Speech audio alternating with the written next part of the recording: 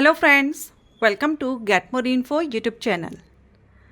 Union public service commission की तरफ से EPFO का नोटिफिकेशन रिलीज कर दिया गया है। बेहतरीन जॉब अपॉर्चुनिटी यूपीएससी की तरफ से वैकेंसी है, परमानेंट गवर्नमेंट जॉब है, ऑल इंडिया के कैंडिडेट के लिए है एंड इसमें एनी ग्रेजुएट कैंडिडेट एलिजिबल हैं, फ्रेशर कैंडिडेट एलिजिबिलिटी रखते हैं, कोई भी एक्सपीरियंस रिक्वायर्ड नहीं है। अगर आप फ्रेशर हैं, आपके पास एक्सपीरियंस नहीं है, तो आपके लिए बहुत ही अच्छी अपॉर्चुनिटी निकल कर आई है।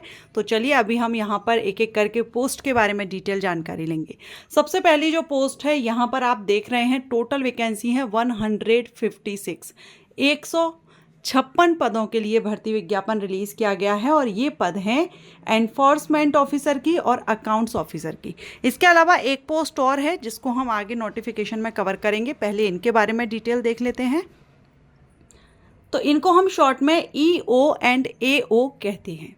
अगर आप EO AO के बारे में जानकारी चाहते हैं तो मेरे फर्स्ट चैनल पर मैं वीडियो अपलोड करूंगी, आप उसको विजिट कर सकते हैं।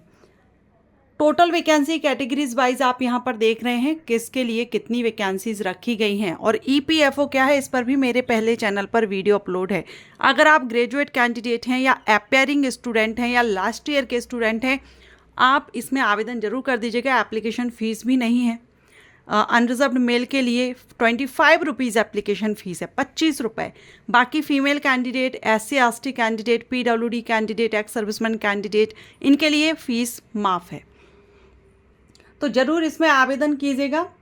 अगर हम इसमें बात करेंगे पे स्केल की, तो लेवल 8 से इसमें पे स्केल रहेगा लगभग 50,000 के आसपास आपके यहाँ पर बेसिक पे 47,000 करीब यहाँ पर रहेगी।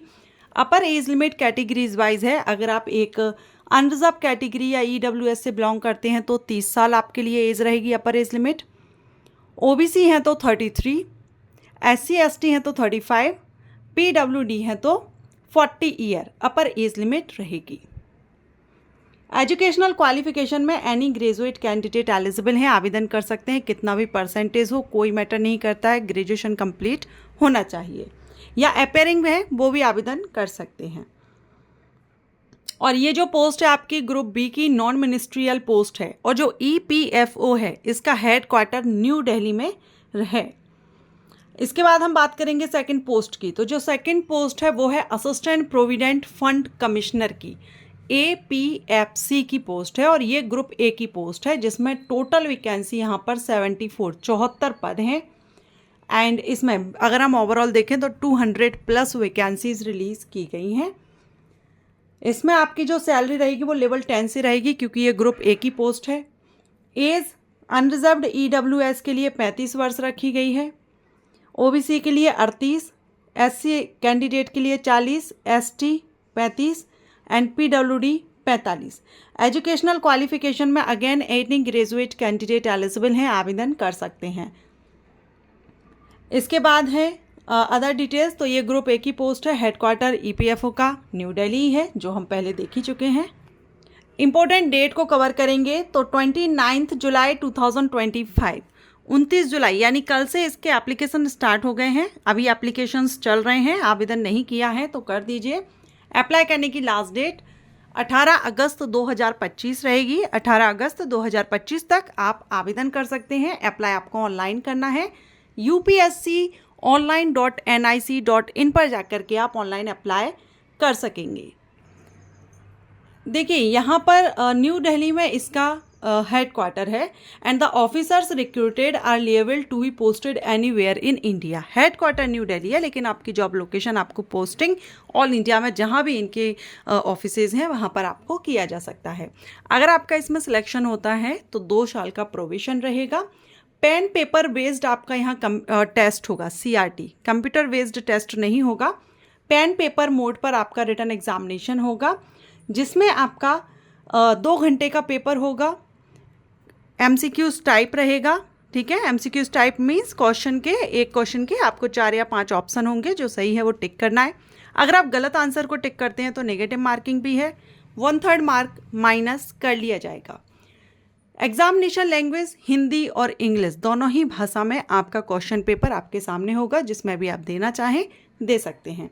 बाकी आपको यहाँ पर रिटन एग्जामिनेशन के लिए सिलेबस बताया गया है, टॉपिक्स बताए गए हैं, इन्हीं टॉपिक्स को आपको कवर करना है। रिटर्न एग्जामिनेशन क्लियर करने के बाद आपका इंटरव्यू होगा और इंटरव्यू के लिए आप यहाँ देख रहे हैं जनरल EWS के लिए 50 एंड अबव रखा गया है स्टैंडर्ड, ठीक है।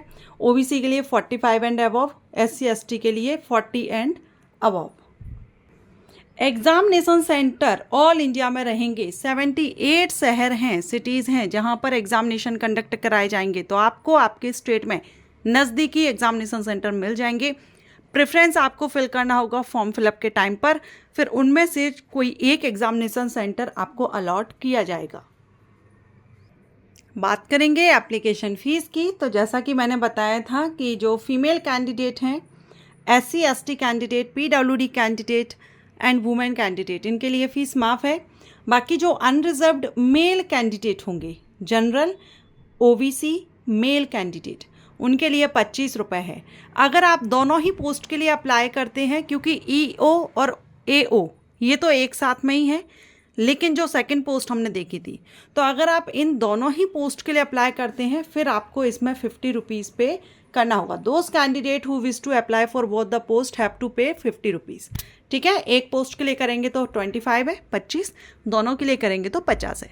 बाकी फीमेल कैंडिडेट किसी भी कैटेगरी की हो, SC ST कैंडिडेट, इनके लिए एप्लीकेशन फ़ीस माफ़ है। तो बेहतरीन जॉब अपॉर्चुनिटी है, परमानेंट जॉब है, EPFO में आपको ऑफिसर लेवल की पोस्ट है, एक्सपीरियंस नहीं मांगा गया है। अगर एलिजिबल हों तो आवेदन जरूर करें। और ज़्यादातर देखा गया है कि ऑफिसर लेवल की जो वैकेंसीज होती हैं उसमें मीडियम हिंदी इंग्लिश रहता है, लेकिन यहाँ पर आपको हिंदी में भी क्वेश्चन पेपर है, क्योंकि बहुत से कैंडिडेट के कमेंट आते हैं क्वेश्चन पेपर इंग्लिश में है या हिंदी में, तो यहाँ पर दोनों ही लैंग्वेजेस में है। अच्छा मौका है, आवेदन जरूर करें। ये वैकेंसी अपडेट आपको अच्छा लगा हो, वीडियो को लाइक करें। Thank you.